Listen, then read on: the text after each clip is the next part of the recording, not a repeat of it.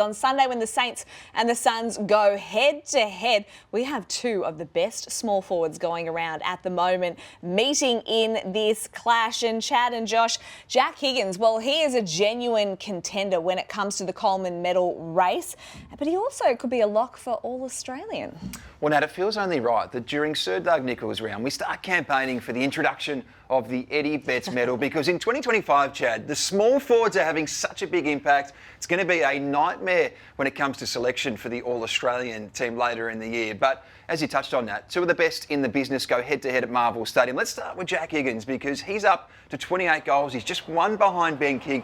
This is a guy that is so deadly forward of centre. He is, and he's kicking at a 74% shot rate at goal.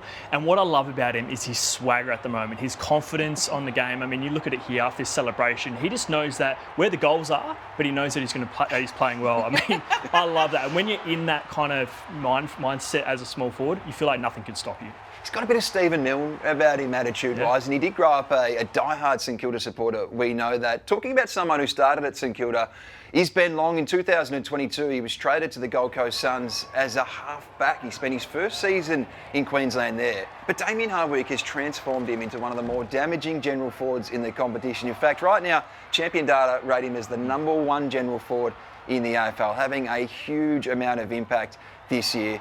As is a guy that we have loved on this show, Paul Curtis.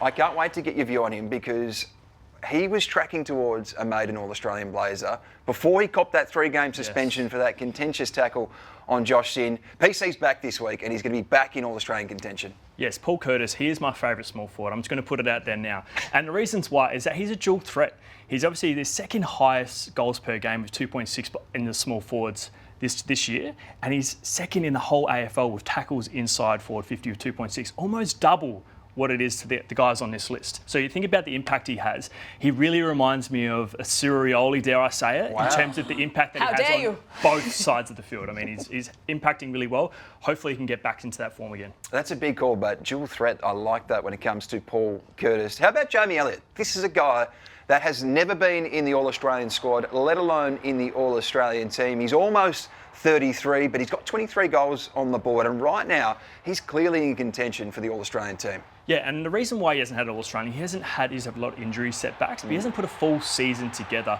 And when I think about Jamie Elliott, I think about the most clutch player that I've ever seen in this game. When it talks about big games, late in games, and who do you want the ball in hand when it's a set shot, when the game's on the line, you've got to take Jamie Elliott. And I think, I've said, if he can just keep his body right at 33 to get an All-Australian would be amazing. Now, I've got to point out Riley West, because his last 5 games have been absolutely enormous. No Sam Darcy in that forward line, and with no Cody Waitman all year this year, he is really standing up for the Western Bulldogs.